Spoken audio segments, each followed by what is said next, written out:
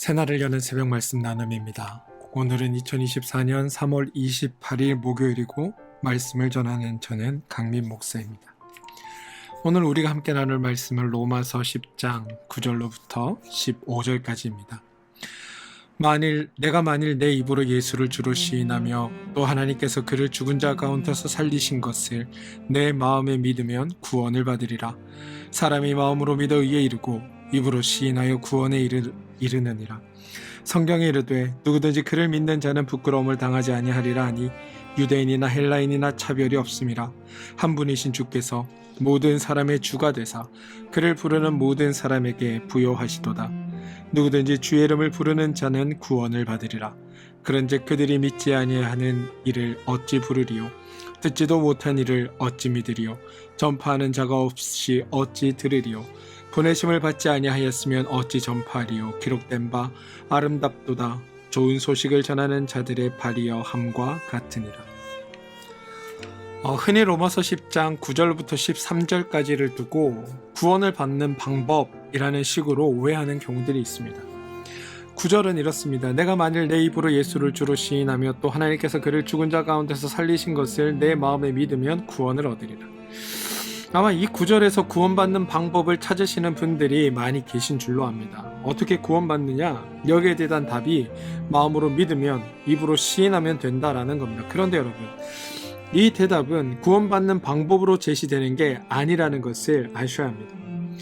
로마서 10장 4절부터 8절까지 의를 얻을 수 있는 것은 우리의 행위가 아니라 하나님의 역사하심이고 하나님의 은혜이고 하나님의 행하심이라고 바울을 실컷 설명을 해놓고 나서 갑자기 하나님이 무엇을 하셨든 결국 우리가 마음으로 믿는 것에 따라 결과가 달라진다라고 말한다면 하나님이 하신 일은 무의미한 일이 되어버리고 맙니다. 하나님의 행하심과 하나님의 은혜보다 우리가 믿느냐 믿지 않느냐가 더욱 중요한 것처럼 여겨지면 안 됩니다. 이건 말씀을 큰 맥락 속에서 읽지 않고 요 9절만 딱 따다가 그래서 예수를 입으로 시인하고 마음으로 믿으면 된다라는 것은 이 9절만 따다가 말씀을 적용한 까닭 때문입니다. 다시 말해 말씀을 잘못 읽고 잘못 적용했다는 겁니다. 우리가 믿는 그리스도교회는 우리가 구원을 위해 선택할 수 있는 방법론 자체가 존재하지 않습니다. 우리가 입으로 시인하건 마음으로 믿건 이게 구원을 우리에게 가져다 주는 게 아니라는 겁니다. 우리의 행위로 말미암아 구원을 얻는 방법이 없습니다. 우리의 행위로 은혜를 받을 수 있는 방법도 없습니다. 우리의 행위로 복을 얻을 수 있는 방법도 없습니다.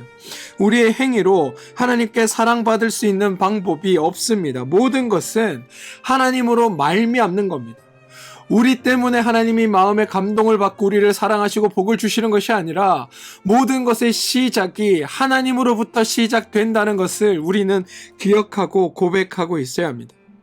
구원도 축복도 사랑도 은혜도 다 하나님으로부터 시작되어 우리에게 흘러오는 겁니다. 우리로부터 하나님을 감동시켜 받아내는 게 없다는 것을 우리는 기억해야 합니다. 우리의 행위로 하나님 앞에 설 수 없습니다. 언제나 항상 하나님이 먼저입니다. 하나님이 먼저 은혜와 복과 긍휼을 우리 가운데 주십니다. 하나님이 항상 사랑으로 우리를 베푸시고 하나님이 항상 구원을 우리 가운데 주시고 항상 하나님이 먼저 우리에게 은혜와 복을 주십니다. 이게 성경의 고백입니다. 하나님과 우리 사이에서 할 수 있는 우리가 해야 할 일은 하나님께서 베풀어 주신 그 은혜, 하나님께서 베풀어 주신 그 사랑, 하나님께서 베풀어 주신 그 축복을 누리며 살아가는 것, 그게 우리가 할 수 있는 유일한 일입니다. 주시는 하나님께서 이루신 모든 결과를 그 뜻에 맞게 온전히 누리는 것, 이게 우리가 하나님 앞에 할 수 있는 일입니다. 하나님이 은혜 주시기에 우리는 은혜를 누리는 존재이고 하나님이 일을 하셨기에 하나님이 행하신 일의 결과를 누리는 존재가 우리입니다. 십자가를 하나님이 지셨기에 그 십자가를 통해 영광을 얻는 존재가 우리입니다. 우리가 하나님 앞에서 해야 할 일은 하나님이 이루어내신 일을 알고 그 결과를 내 삶에서 내가 어떻게 누리며 나아갈 것인가, 어떻게 드러내며 살아갈 것인가를 고민하며 살아내는 것에 있습니다. 우리는 하나님이 일하셔서 구원과 은혜와 복을 주시면 우리는 그 은혜를 누리며 신나고 즐겁고 행복하게 사는 겁니다. 그게 우리의 역할, 성도의 역할입니다. 그리고 그 사실을 안다면 9절은 다시 이해되어야 합니다. 9절은 구원 얻는 방법이나 조건이 아닙니다. 9절에 시인한다, 믿는다 이 표현은 여러분 우리의 행위를 강조하는 표현이 절대 아닙니다. 만약 다른 사람이 시인하지 않지만 나는 시인한다면, 다른 사람이 하지 않는 것을 내가 했다고 하면 그것은 내가 한 일에 대한 강조에 불과합니다. 다른 사람은 믿지 않았는데 나는 믿었다라고 하고, 다른 사람은 강팍해서 인정하지 않는 것을 나는 온유해서 인정했다고 하면 그건 나에 대한 강조입니다. 그런데 본문은 내가 한 것을 강조하지 않습니다. 왜냐하면 하나님을 우리는 모셔 내려올 수 없고, 우리가 하나님을 저 스월에서 모셔 올라올 수 없고, 우리 행위로는 하나님께 대해 아무것도 할 수 없다라고 이미 8절에서 선언하고 있기 때문입니다. 여러분, 하나님은 하나님의 뜻에 따라 움직이시지 내 뜻에 맞추는 분이 하나님이 아닙니다. 시인하고 믿는 것이라는 의미는 우리가 구원을 받기 위한 조건으로 제시되는 것이 아닙니다. 공짜로 구원받은 자들의 당연한 반응으로 제시되는 겁니다. 무슨 말이냐? 감사의 고백이라는 겁니다. 예수를 입으로 시인하는 것과 마음으로 믿는다는 것은 하나님께서 행하신 일을 알기에 그게 내 마음에 믿어졌고, 자연스럽게 그것에 대한 감사가 내 입으로 고백되어지고 시인되어지는 겁니다. 구원을 하나님께서 너에게 이루셨기에, 은혜를 너에게 주셨기에, 축복을 너희를 통해 완성하셨기에 넌 아무것도 할 게 없이 그냥 그 모든 것을 하나님으로부터 받았다. 그리고 이게 깨달아진 사람들은 하나님께서 행하신 일들을 자연스럽게 받아들이고, 내가 한 것이 없음에도 주어졌기에 그것에 대해 감사하고 고백하며 나아가는 것, 그게 오늘 말씀에 시인하고 믿는다라는 이 말에 포함되어 있다는 겁니다. 그러니 받기 위해, 구원받기 위해, 은혜 받기 위해 시인하고 고백해서 구원을 받은 것이 아니라 이미 구원을 받았기에, 구원을 얻었기에, 그리고 그 사실을 내가 알기에 거기에 대한 반응으로 마음으로 믿어지고 입술로 고백이 되는 것, 이게 9절의 의미입니다. 그리고 이렇게 여러분 자연스럽게 고백되어야 그게 진짜 하나님의 사랑을 깨달았다는 증거 아니겠습니까? 집에서 아내가 바쁘게 집안을 정리하고 있습니다. 아침 출근 시간이 되어서 남편도 출근시켜야 하고 애도 학교에 보내야 합니다. 그리고 자신도 바삐 준비해서 나가야 할 일이 있습니다. 아침밥을 차리고 아이를 등교시킬 준비를 하고 있는데 철없는 남편이 갑자기 아내를 부르더니 이렇게 이야기합니다. 여보, 양말 어딨어? 양말. 나 양말 좀 줘. 그러자 아내가 대답하죠. 아이, 거기 두 번째 서랍 보세요. 거기 있어요. 이렇게 얘기합니다. 그러자 남편이 또 이렇게 대답합니다. 아이, 나 모르겠어. 못 찾겠어. 빨리 와서 나에게 양말 좀 찾아줘. 이렇게 이야기하자 화가 난 아내가 이렇게 벌컥 소리를 지르죠. 아니, 지금 아침에 얼마나 바쁜데 손이 10개라도 모자라는데 제발 좀 찾아 좀 신어요. 이런 상황에 우리가 놓여 있다라고 한번 생각해 봅시다. 여러분, 남편 입장에서는 내가 양말을 찾아 신는 것을 일이라고 생각합니다. 그런데 아내의 생각은 그건 일도 아니라는 겁니다. 아내의 말에는 제발 좀 찾아 좀 신어요. 손이 10개라도 모자라요. 이 말 속에는 이런 속내가 담겨 있는 겁니다. 아니, 내가 양말 빨아서 신으라고 했어? 아니면 건조대에서 걷어서 신으라고 했어? 이미 다 해놓은 거 그냥 찾아 신기만 하면 되잖아. 게다가 뭐 내가 양말을 뭐 어디 숨겨놓기를 했어? 어디 버려놓기를 했어? 그냥 서랍에 잘 정리한 거 그냥 그거 꺼내 신으라는 거잖아. 그런데 그것도 일이라고 꼼짝도 안 하고 나한테 찾아달라고? 이게 아내의 말에 담겨진 숨겨진 뜻입니다. 여러분, 따지고 보면 아내는 자신의 일을 다 한 것 아닙니까? 남편이 양말을 꺼내 신는 것은 진짜 아내의 생각대로 일도 아닌 겁니다. 그런데 남편이 자기가 양말 신고 나서 나와갖고 이야, 나 오늘 대단한 일을 했네. 내가 양말을 꺼내서 찾아 신었어 라고 말한다면 이게 얼마나 볼썽 사나운 일입니까? 만약 내가 믿었다, 내가 시인했다, 이것을 나의 자랑거리로 삼는다면, 내 구원이 내가 믿었기 때문에, 내가 입술로 시인했기 때문에 나의 것이 되었다고 우리가 말하게 된다면, 야, 내가 대단한 일을 했어, 오늘 아침에 내가 양말을 꺼내 신었어 라고 말하는 남편과 똑같다라는 겁니다. 하나님은 죄인된 우리를 불쌍히 여기셨습니다. 그리고 하나님은 우리가 구원받는 방법을 제시하셨습니다. 그리고 그 방법대로 하나님이 십자가에 달려 죽으셨습니다. 하나님이 죄를 이기고 살아나셨습니다. 그리고 그 결과로 우리를 구원하셨습니다. 그래, 거기서 끝나는 것이 아닙니다. 하나님이 성령으로 성도의 구원을 인증하고 보증까지 하셨습니다. 우리의 마음에 예수 그리스도가 주로 믿어지게 하셨습니다. 그게 믿어졌기에 우리는 입술로 하나님을 시인하게 된 겁니다. 주로 시인할 수 있게 감동도 사실은 하나님이 준 겁니다. 모두 다 하나님이 하신 겁니다. 그런데 거기에다 대고 내가 주를 시인했고 내가 주를 마음으로 믿었기에 내가 구원을 받았어라고 우리가 감히 말할 수 있냐라는 겁니다. 모든 것을 행하신 하나님이 우리에게 말씀하시는 것이 10절입니다. 사람이 마음으로 믿어 의에 이르고 입으로 시인하여 구원에 이르느니라. 이걸 보고 우리가 구원받는 방법이라고 얘기했는데 그게 아니라 하나님이 하신 일을 깨달은 자들은 그게 마음으로 믿어지고 그게 마음으로 믿어지는 자들이 바로 하나님이 죄의 종에서 의의 종으로 옮겨진 자들이고 하나님으로 말미암아 일어난 일을 깨달았기에 내가 입으로 하나님의 놀라운 일들을 고백하고 감사하고 그 일들을 사람들에게 이야기하는 것, 이게 바로 구원받은 자들의 모습이라고 성경이 이야기하고 있다는 겁니다. 그러니 제발 이게 구원받는 방법인 것냥 사람들에게 이야기하지 마시기 바랍니다. 아니, 그렇게 생각하지 마시기 바랍니다. 하나님은 우리에게 여러분 선택과 결단을 요구하는 것이 아닙니다. 하나님의 행하신 일에 대한 고백을 기대하시는 겁니다.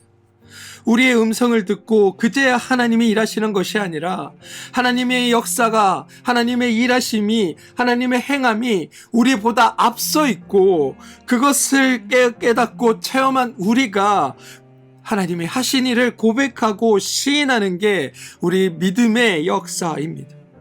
11절, 12절, 13절 모두 같은 내용입니다. 성경에 이르되 누구든지 그를 믿는 자는 부끄러움을 당하지 아니하리라 하니 유대인이나 헬라인이나 차별이 없음이라. 한 분이신 주께서 모든 사람의 주가 되사 그를 부르는 모든 사람에게 부여하시도다. 누구든지 주의 이름을 부르는 자는 구원을 받으리라.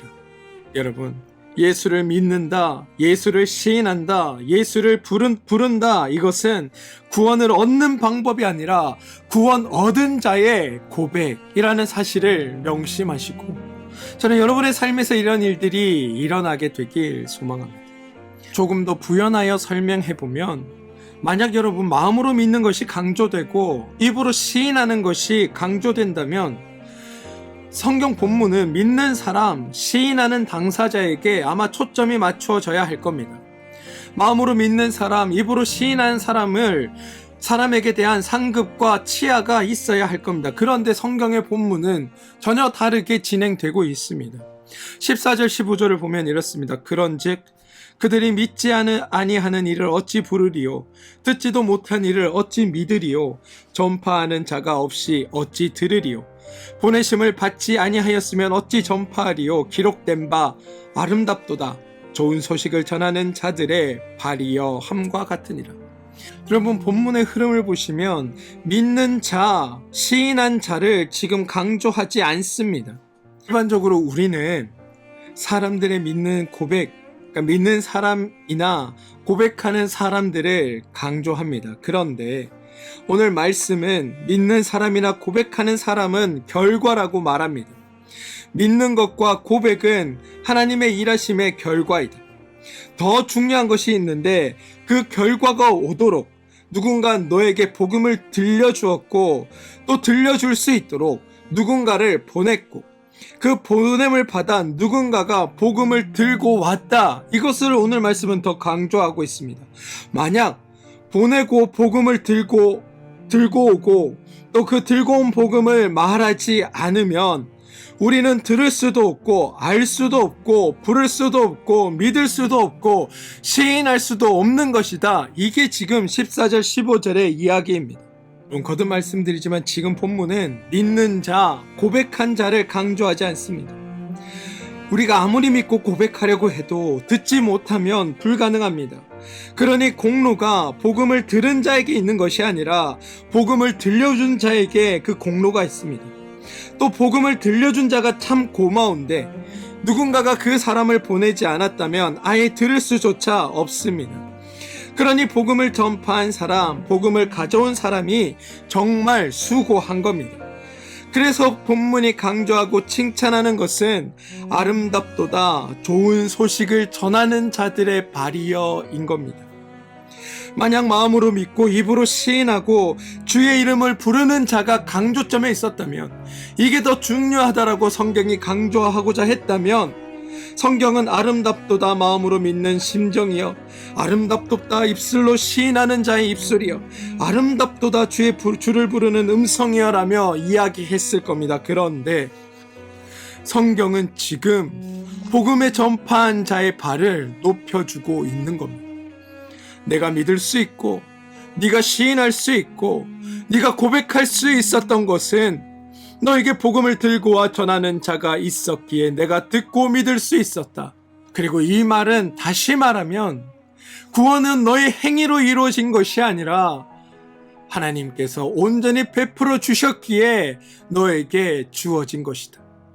구원 앞에 네가 자랑할 것은 단 아무것도 없다라는 게 성경의 고백이기도 합니다. 성경은 주를 부를 수 있도록 만들어준 아름다운 발이 있었기에 네가 주를 믿을 수 있었다라고 말하고 있고, 이 말의 강조점은 네가 복음 앞에 자랑할 것이 없습니다. 복음 앞에 너를 드러낼 아무 의도 없음이다 라 성경이 강조하고 있다는 겁니다. 좋은 소식은 어떻게 그 사람에게 올 수 있을까? 자신이 복음을 만들었을까? 아니다. 당연히 하나님이 그 사람을 너에게 보내신 것이고, 더 본질적으로 그 사람이 들고 온 복음도 하나님이 만들어 주신 것이다. 복음의 내용은 전적으로 하나님의 역사로 말미암은 것이고, 따라서 아름답도다 하나님의 사랑이여, 아름답도다 우리를 구원하시기 위한 하나님의 긍휼하시며, 아름답도다 복음을 이루신 하나님이여, 아름답도다 전파자를 보내주신 하나님이여, 아름답도다 듣는 귀를 주신 하나님이여, 아름답도다 믿는 마음을 주신 하나님이여, 아름답도다 고백할 수 있는 입을 주신 하나님이여 라고 성경은 하나님의 행하심을 노래하고 찬양하고 있는 겁니다. 바울은 지금 그 사실을 강조하고 있다는 사실을 저는 여러분들이 기억하시길 소망합니다. 사랑하는 성도 여러분, 하나님이 역사를 이루시고 복음의 내용을 만드셨습니다. 그리고 그 복음을 전파할 사람을 하나님이 부르셔서 복음을 전할 수 있도록 하셨습니다. 그리고 그 복음이 세상 가운데, 우리 가운데 외쳐졌습니다. 그 복음이 우리 귀에 응하여졌습니다. 우리 귀에 들려진 겁니다. 그리고 그 복음이 우리의 마음에 믿어지게 되었고, 그 결과 내가 구원받았음을, 예수 그리스도가 나를 구원하셨음을 깨닫게 되었습니다. 우리가 구원을 받기 위해 한 일은 아무것도 없습니다. 하나님이 다 하신 겁니다. 우리는 그러한 것을 하나님의 은혜, 하나님의 사랑, 하나님의 일하심이라고 부르는 겁니다. 저는 이러한 믿음의 고백이 우리에게도 있게 되길 소망합니다. 또한 오늘 깨달은 하나님의 이 복음, 하나님의 은혜, 사랑, 이 일하심을 전하는 또 아름다운 발이 여러분들이 되길 소망합니다. 사랑하는 성도 여러분, 우리는 이미 복음을 받았습니다. 우린 하나님의 하신 일을 누리도록 은혜도 받았습니다. 그러니 이 사실을 알고 여러분의 삶에서 이 모든 것들을 누리시고 또한 여러분들의 발이 하나님의 이 아름다운 일을 전하는 아름다운 발이 되어 다른 이들의 귀에도 하나님의 복음이 들려지는 이 복된 날이 오늘 여러분의 삶 가운데 이루어지길 주님의 이름으로 축원드립니다. 함께 기도하겠습니다. 주님, 우리의 삶을 만드시고 이끄시고 완성하시는 하나님의 사랑을 우리가 더 분명히 깨닫습니다. 그래서 복음에 대한 감사의 고백이 우리의 입술을 통해 고백되길 원합니다. 믿음 안에서 더 확신되어지길 원합니다. 그래 주님, 그 일이 우리 안에 확실하게 이루어졌음을 우리가 깨닫게 하시고 또 그 깨달은 자마다 그 복음을 전하는 아름다운 발이 되게 하여 주시옵소서. 예수님의 이름으로 기도합니다. 아멘.